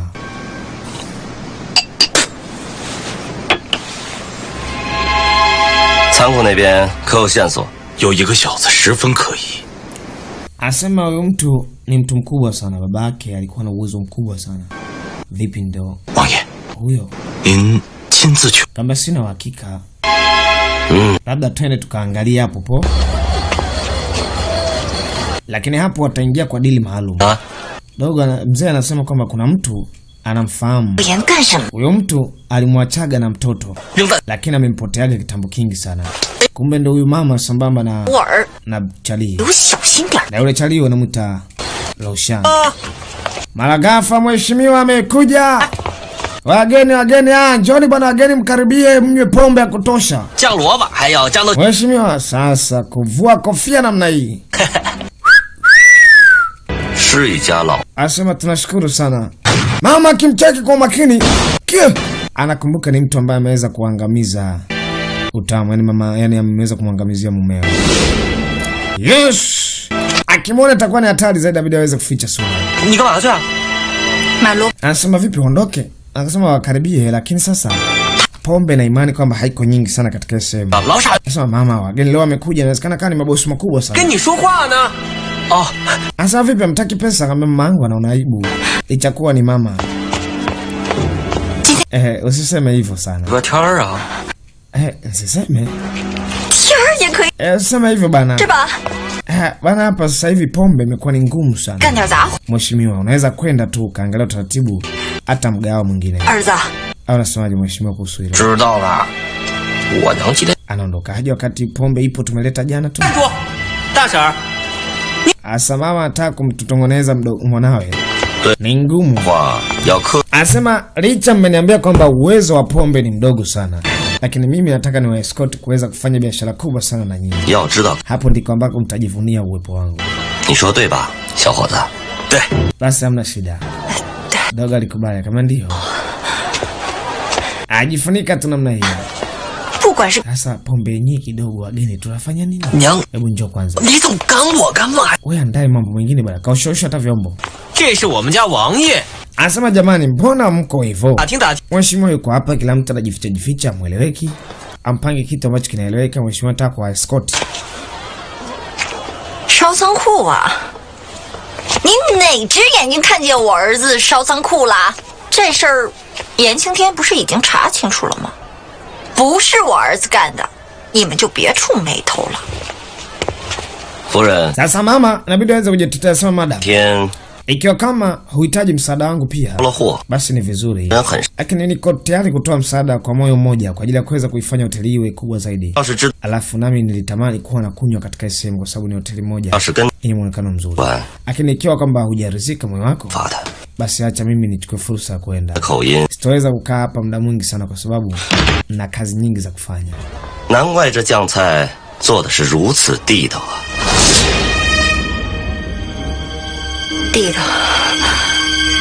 地道也没见您买呀。大人，我这店小， Mheshimiwa, 请您这 basi tuende. Akamwambia angeosha hata vikombe. 就先告诉 Kwa sababu hapo alipo anataka ajulikana. Basi wakati mheshimiwa akamwambia basi fikirieni. Baadaye mtakuja kurudisha jibu. 也有20岁， Mtakapopata jibu na hapa siku 12. Utapata jibu utakuja kule ofisini.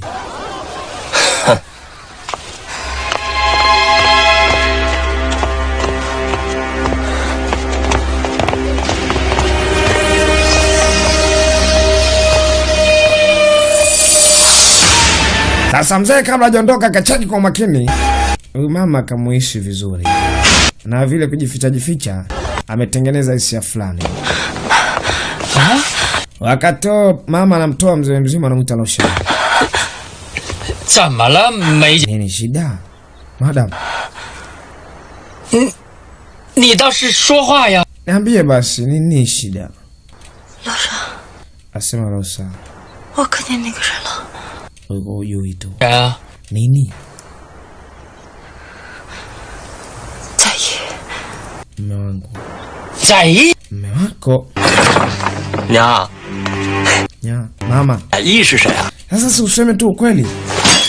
我不是 Babu, nazungumzia kuhusu nini? 闲晃什么？ Ina maana wewe nimekuambia usiweze kuleta fujo pale lakini bado unaleta 别吃错， mama. 怎么走？ Hatuna haja ya kuweza kuzungumzia hayo kwa sababu tunazungumzia wale watu ambao wameondoka. Mama analia anasema ni ngumu sana story yake. 去哪儿？ Ni ngumu huwezi kusimulia. 天山， Siwezi. 松花江， Labda siku nyingine.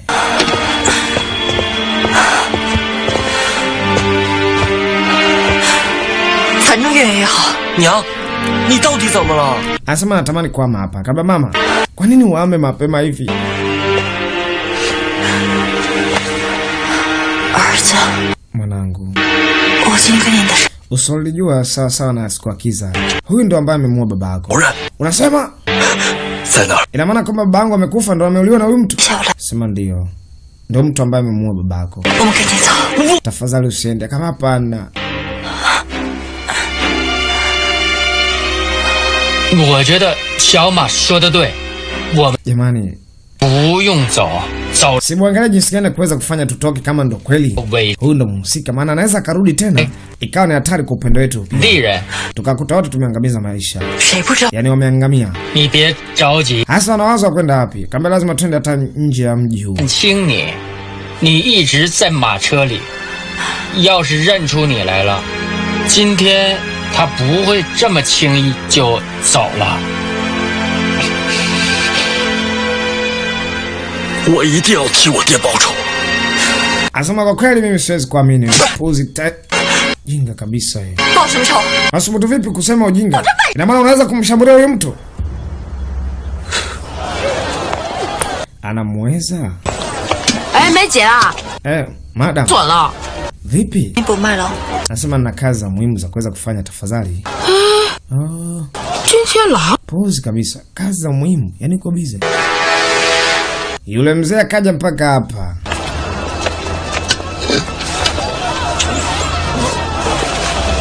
当年马凤鸣与我比武，他是 Wakati huo historia yote hapa. 妇人，分 Mama alibaki hapo 如今 kwenye magu na akakimbia na yule mtumwa. Na akawakosaga yeye akabaki peke yake amemuua master.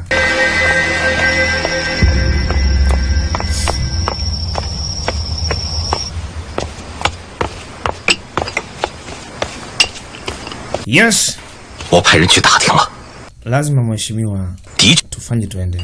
桃花居人称小马， Maana watu wengi sana hatujapata bado. 你本姓纳兰氏，是从京城来的。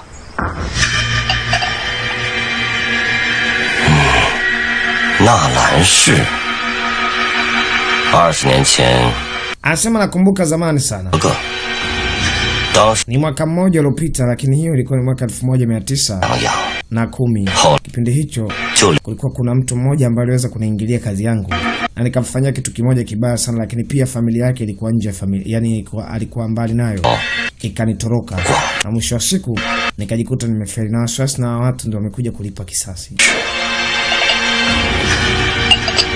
这个茶是又涩又苦，看来你这个日子过得也。 Asema sasa kiufupi kinachotakiwa kimoja tu. Tunataka twende kuangalia hapo. Kama ikihakikisha ndiye mwenyewe, kitu ndicho kumfanyia, hapo itakuwa ni historia moja kubwa sana. Kweli walikuja mpaka nyumbani. Sasa mama kuja mpaka hapa. Anataka aweze kukamatwa mwanamama sambamba na mtoto wake. Kwa sababu ni watu ambao yanahisi itakuwa ndo wapo kwa ajili ya kuweza kulipa kisasi. Anasema shida gani tena? Umekuja kuweza kuongea kwa amani, nasema sijui hataka kutupa mradi nini tena? Kuna shida gani askari sasa hivi? Mama akamuona mzee.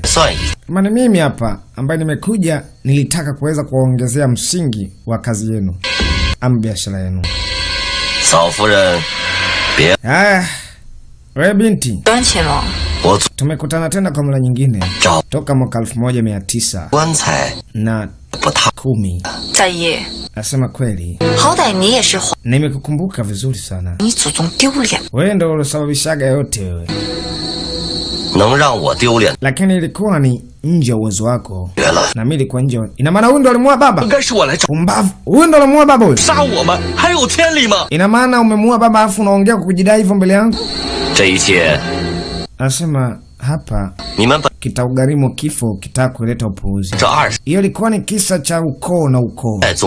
Lakini sio ilikuwa sababu ya wewe. Lakini mpaka sasa unajiona na survive. Ni sababu tu kwamba ilikuwa ugomvi wako. Mwisho wa siku umeweza kuingilia mipango mingi sana. Na umeweza kuizalisha serikali, umeweza kuchoma moto serikali. Kama unazungumzia kuhusu nini wewe?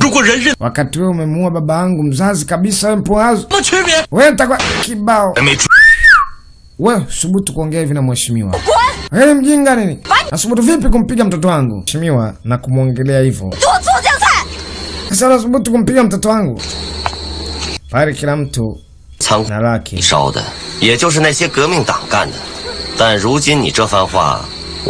Anasema ikiwa ananisingizia mimi kesi ya kuweza kumuua mtu ambaye nyinyi mnamfahamu, mimi wakati simfahamu, hii ina maana gani? Wakati nyinyi ni watu ambao mshafanya makosa, na ikiwezekana mtoto wako tayari ameshafanya makosa ya kuweza kuchoma serikali. Anasema anazungumzia nini huyu? Ina maana mimi sijafanya kitu yote na sijachoma serikali yenu. Lakini bado umeweza kufanya uhalifu na utaki kuweza kusema ukweli. Kama sawa. Sawa. Sasa ikiwa mimi nimemuua baba yako, kwa nini serikali siweze kufuata mkondo wake? Na kuweza kunikamata tuka hapo mwanzo ambapo nimeweza kumuua baba yako. Ina maana hii ni habari pia ambayo unadanganya. Sasa mtakamatwa na mtahukumiwa.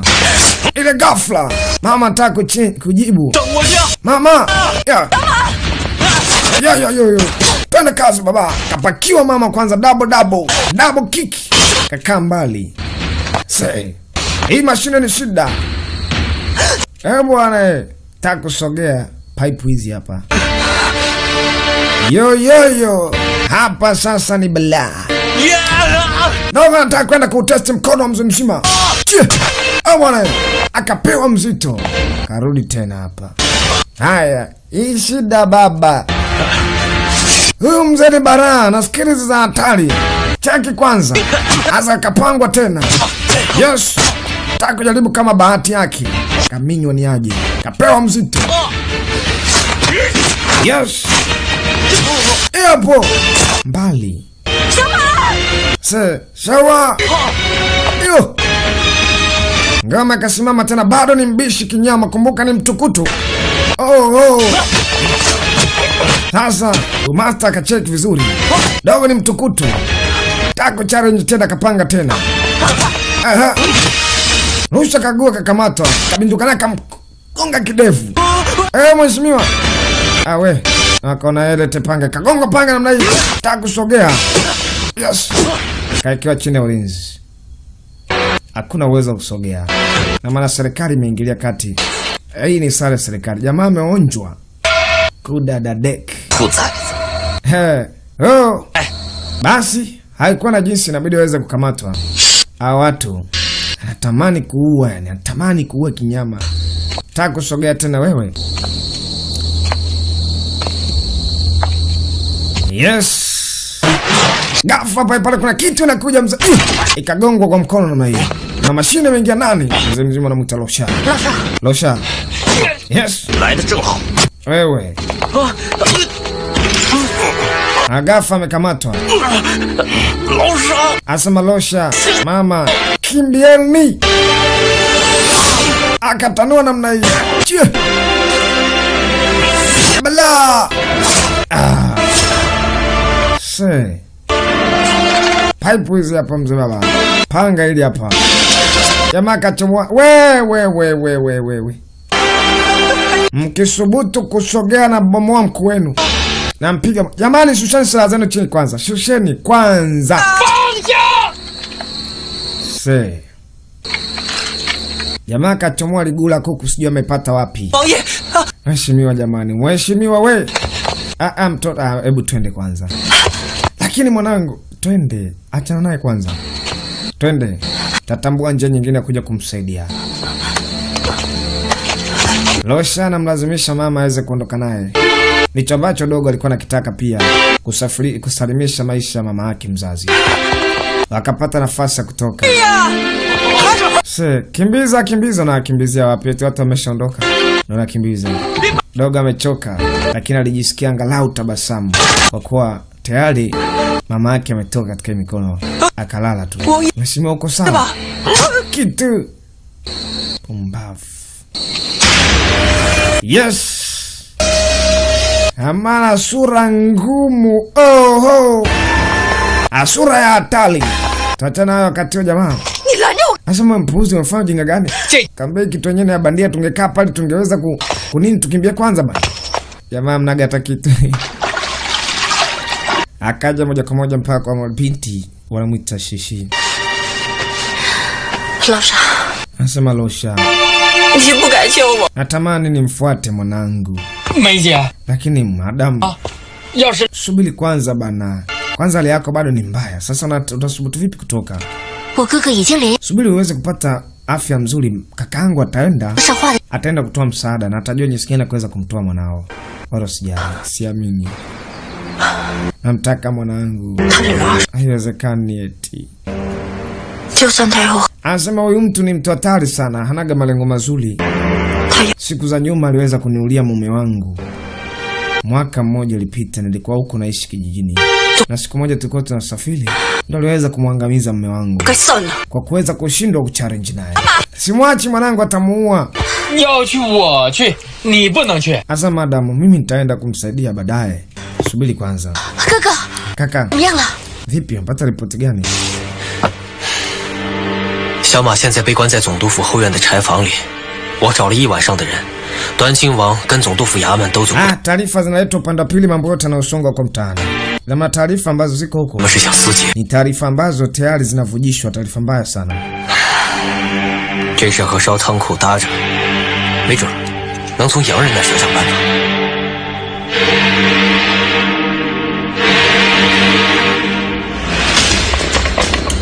Sasa inakwaje? Taarifa bado si njema, lakini ghafla pale kuna mtu anaonekana amepiga ninja, black ninja miso. Kimcheki kwa vizuri ni mwanadada.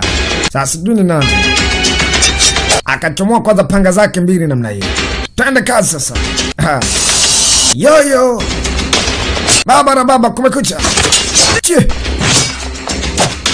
Chinja mtu. Kamteka ulana. Sasa nani tena wewe? Kwenye ile kambi ile ya Kichina ambayo serikali inahusika. Toboa mtu beto. Kuja. Yapo. Ala. Babla. Chinja. Afai. Ubinti afai. Maragafa nani tena huyo? Mheshimiwa mwenye ametoka. 毕竟是我们的贵子。 Ni nani tena ambaye amesubutu kuja kuweza kuleta fujo katika sehemu? 嫂夫人。 Au ni wewe mama nini? Amemwona alikuwa anamtaka. Akavua kabisa kitambaa. Anasema ndio ni mimi hapa. Nimekuja hapa kwa ajili ya kumfuata mwanangu. Naomba mwache mwanangu aendelee kusurvive. Tafadhali, kitachokutokea ni kibaya zaidi. Asema na maana kwamba utakuwa umekuja mwenyewe kwenye mdomo wa mamba. Nilikuwa nakutamani muda mwingi sana. Sababu wewe ndio mtu ambaye umeona matukio yote. Haijalishi ni kitu aina gani, lakini naomba mwache mwanangu aende. Ni ngumu sana. Kwa sasa tayari umeshachelewa. Unafikiri bado nakuogopa? Hamuogopi mama, anasema muogopi.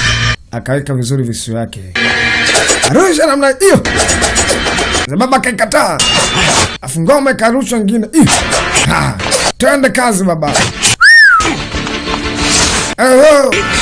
Akapisha. Anakwenda akamkamata. Pumbavu. Taka kuleta marukaruka hapa. Amepitia kwenye mkono wake. Kamrudisha huku. Bado baba nakuja mama. Papasa. Pigwa ngumi moja kule.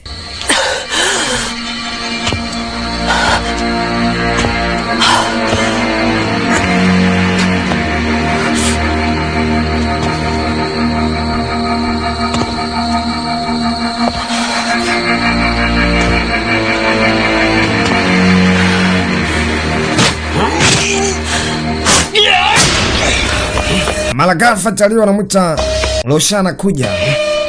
Alipitishwa yo kucha mapema tu.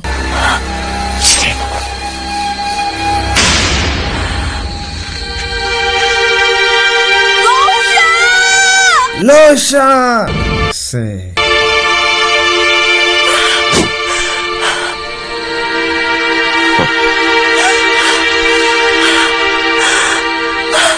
Pare chalio na mwita Losha. Anakata moto.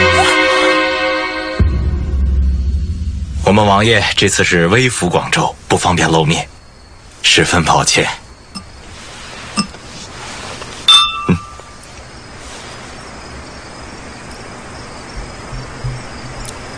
Haya, mambo yako safi. Hii serikali yote inaambatana na watu ambao wanafanya biashara za haramu sana.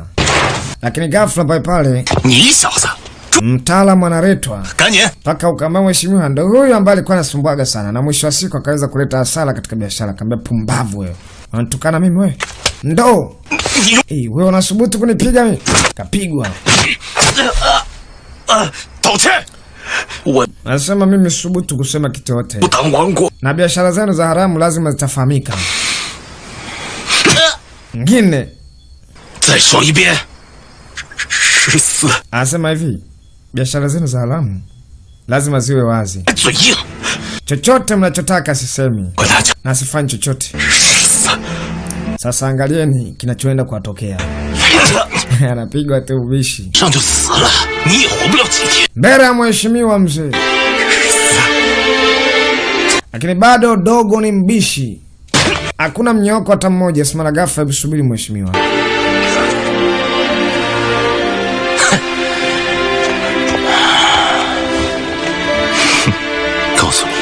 Sasa wewe utakuwa fundisho kwa wengine. Utapenda show ambayo itaweza kujitokeza.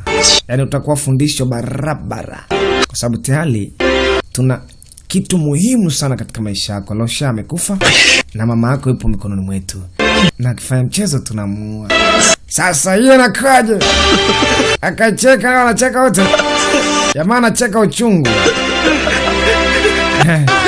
Tafuna sijuko. Mungu wangu, mzuka. Bafu. Anamkumbuka Roshando, anaambiwa amekufa. Maskini ya Mungu. Kijana ambaye alikuwa anaishi naye siku mingi sana. Na huyu ndo mtu pekee ambaye alikuwa anaendeshaga ule mkokoteni wa mheshimiwa toka kipindi hicho. Basi hatimaye mheshimiwa alikamatwa na kuwekwa gerezani. Itakuwa ni fundisho kwa watu wote. Ina maana hii itakuwa ni bonge ya surprise kwa wanakijiji. Watajua kwamba hii sio serikali kuweza kuchezea, lakini aliyekuwa wao wanafanya uhalifu wa hatari. Mara ghafla kuna mtu akaja katika jumba la polisi, yani kule gerezani, akatoa karatasi namna hii, akaruhusiwa kuingia.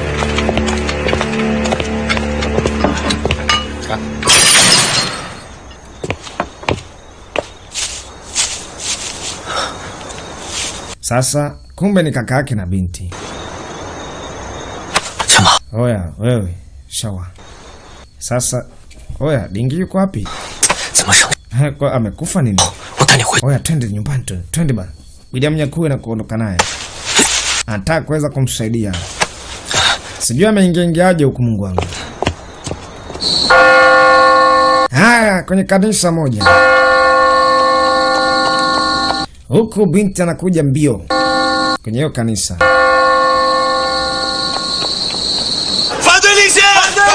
Simara huku upande wa pili kama kawaida watu wanazidi kutoa taarifa. Kuna madawa. Vipeperushi vya kutosha mzee. Kuna wanaharamu hapa mtaani, kuna wanaharamu. Mji wetu una wanaharamu wa kutosha. Lakini leo yule madamu ambaye alikuwa anagombana na mama, kwa kweli alisikitika jambo hili. Alibaki tuna lile bango pale. Lakini Charlie amesaidiwa, yuko hapa kwenye hii kanisa. Na hatimaye binti yuko hapo. Yaani dogo amepigwa mpaka. Lakini bado anakumbuka maneno ya mama yake.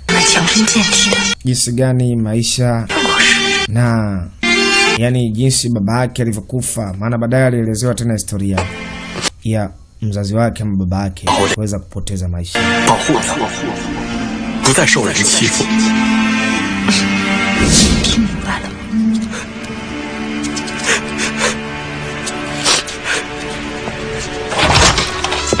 Yes, binti. Soma kaka. Akatoja maangu amerudi. Shama. Asema Shawa. Vipi?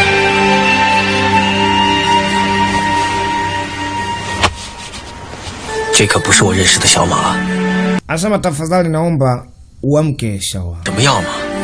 Maana kwa sasa mambo mengi sana ambayo tayari yako nje ya uwezo wetu. Ni matatizo mengi sana. Lakini kwa nini hamkuwa waangalifu wenyewe katika utendaji wenu wa kazi?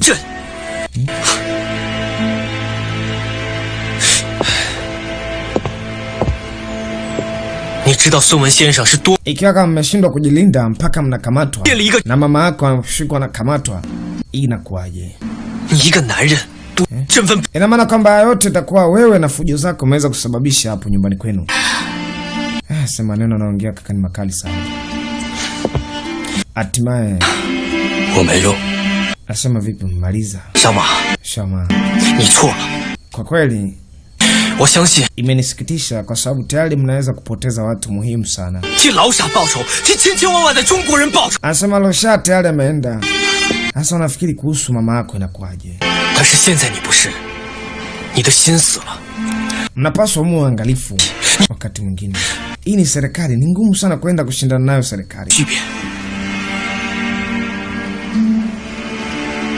Kwenda kushindana na serikali bara. Watu wanatembea katika mikono ya serikali. Ina maana kwamba wauza madawa lakini wanatembea kwa serikali. Hela ipo, maisha magumu. Unampa askari pesa ya kutosha, anaacha kiapo chake. Mheshimiwa, Shawa ametoroka. Ameenda? Ameondokaje sasa? Akamba ifahamiki, lakini huyu mtu ameweza kutoka gerezani.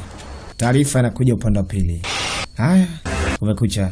Ndio mtu ambaye anamwaza peke yake. Vipi kuhusu mama yake? Mama yake bado tunaye. Na tumemwandalia show moja ya kipekee sana ambayo hii itakuwa ni burudani. Na ana imani hapo ndiko ambako tutamkamata mhusika. Asema sawa, ni vizuri kwa sababu Mazari unacho kitu cha mhusika. Kama kina umuhimu kwa mhusika lazima mhusika aweze kukitafuta. Basi ni njia safi sana ambayo imenyooka na na imani matunda yake yako mbele.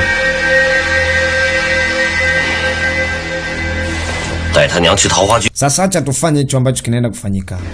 Naenda kamwandae na tuweke hiyo show. Mama amewekwa hapa ni kama msaliti wa serikali. Lakini anahitajika mtoto wake.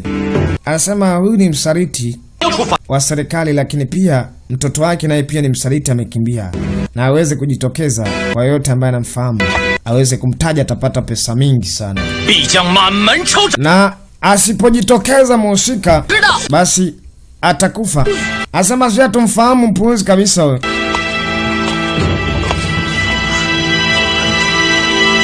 Doga na ujasiri gani kumjibu askari kamchapa kibao.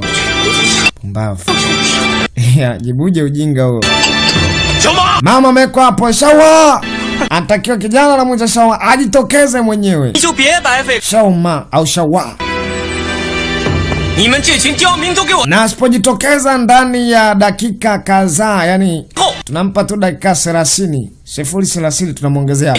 Asipojitokeza ndani ya nusu saa, huyu mtu anaangamizwa kabisa. Anakufa. Shawa ajitokeze hapa, la sivyo ajitokeze mtu yote ambaye atakayeweza kumtetea. Imeisha hiyo. Asema Shawa. Asema mamako amekamatwa.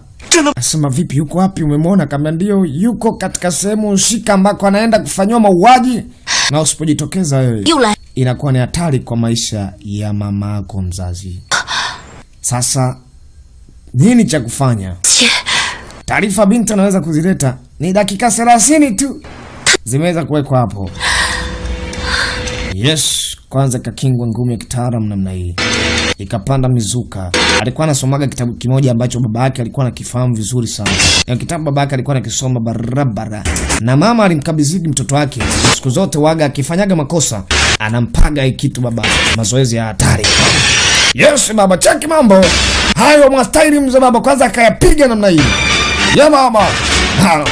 Angry Fist hatari sana. Haya sasa mzuka umepanda. Chia. Arra. Haya baba.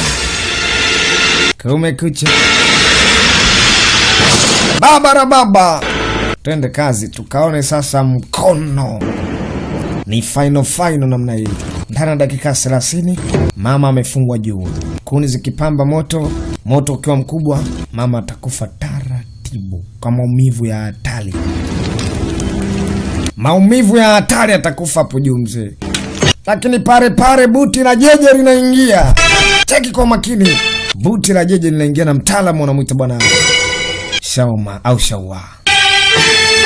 Hata nanyoosha bereta namna hii. Yes.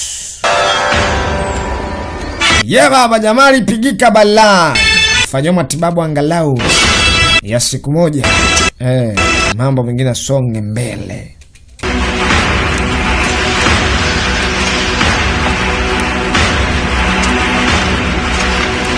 Jemba narudi tena kivingine. Yes. Shauma. Asema Shawa ama Shawani huyu apamba nyinyi mnamhitaji. Mna shida na gani sasa? Ikiwa ni wanaume ukweli ambao mmetoa dakika 30, kwani leo mnataka kuweza kutumia silaha kwa ajili ya kuweza kupambana na watu dhaifu? Serikali ambayo inajiamini na watu wenye nguvu. Lakini mwisho wa siku mnaweza kutumia yani bunduki kwa ajili ya na tena kwa raia dhaifu ambao wako mtaani wanazurura. Inabidi silaha ziwekwe chini kwanza. Haya maneno ni makali mbele ya raia. Tolea amri ya kupishwa mheshimiwa anaingia. Mama yuko hapo mzee, kuni zikipamba moto. Nya, mama. Mama. Cheki mama yuko hai. Mama yuko hai.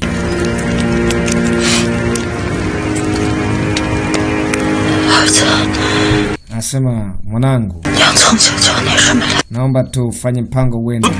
Hapana, lazima niweze kusaidia hapa. Watu wanasubiri, anasaidiaje? Shauma, tafadhali nakwambia mama yangu, nenda tu. Ni ngumu sana kuweza kulinda sheria ambayo tayari imeshafichwa. Ngumu kuweza kulinda takataka ambazo ziko zimefichwa katika mgongo wa serikali.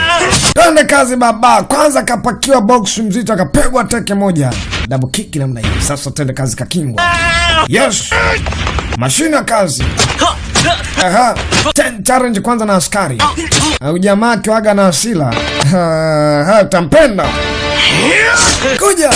Hapo kwanza kapigwa ngumi ya mguu. Kibo. Mguu umewaka moto mzee kilo. Jamaa akaijua cheki kwanza ngumi inavyokingwa. Akapewa box akapenya. Angry Fist unambwa gumi la asila. Kula la lake. Cheki kwanza jamaa ameuiva, hiyo ngumi imeuiva. Ukipigwa namna hiyo ukirudia mara ya pili, ikikupata barabara ujue hiyo haja kugusa. Sasa kamba hapa mzee. Asema sawa.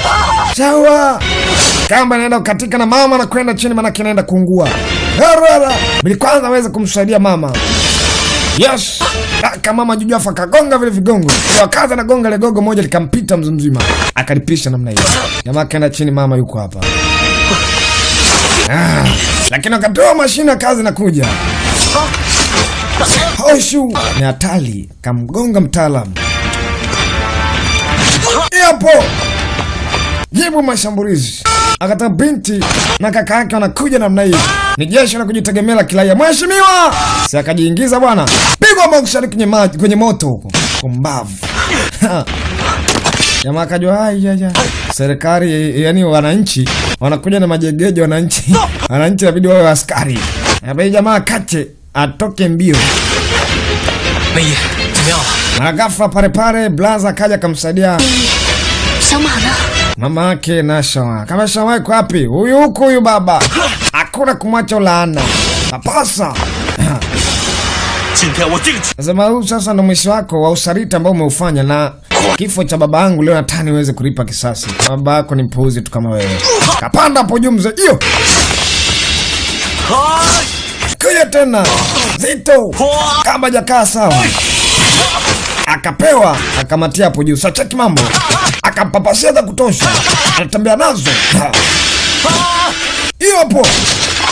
Cheki lo ligumi lina nguvu ya hatari. Enta tena. Bado jamaa hajakata tamaa. Anya fai. Kama siala namna hii mapema tu. Unakuwa umepoteza maisha. Akachapo kwanza unywele wake ni hatari. Mshikaji akapigiza ali chini mzee na mteshauma. Anakuja, akajiburuza, akasimama tena. Ngoma imeiva na mizuka hatari mzee. We. Wow. Akacheka jamaa akajua da kazi imeisha. Mara ghafla na hiyo. Kudadadeki piga ngumi. Hii ilifika sehemu takatifu. Jamaa aliongelea. Hiyo pengine anaipisha namna akavunja mkono. Kibo. Akumbuka ni mapigo ya baba yake na Charii. Alimpiga ile akamvua kofia jakaa vizuri. Akamshushia namna hii. Wow. Patamu hapo. Akaja malizia utamu. Bonyeza ingine kwenye moyo. Kumbavu.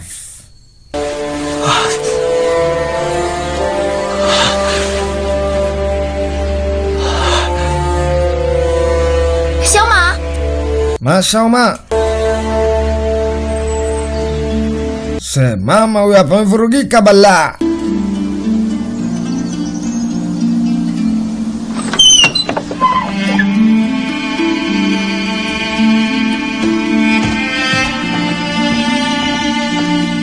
Haya basi mama akuweza kukaa hapa kutokana na serikali yenyewe inafanya upuuzi. Kama kuchukua mtoto wake waondoke zao. Akatengeneze maisha yao mbele huko.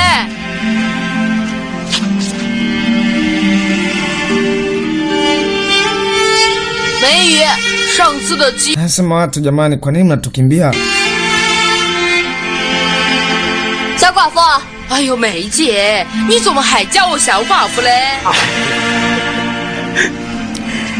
Wananchi walikuwa tayari wameshaweza kuwaelewa.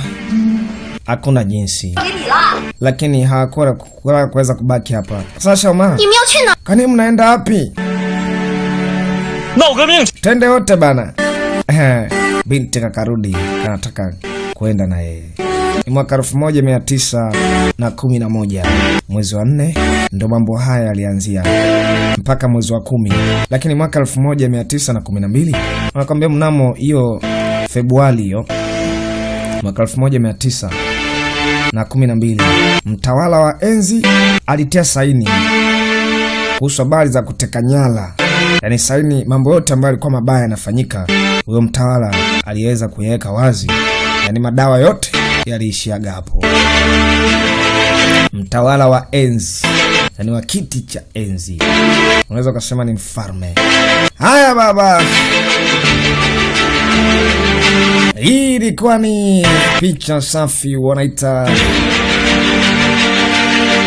Angry Fist sambamba na Love Voice Baitamboni. Tuende sambamba, usikose majabari mengine yapo ya kutosha. Wewe tukungana nasi, karibu sambamba zaidi.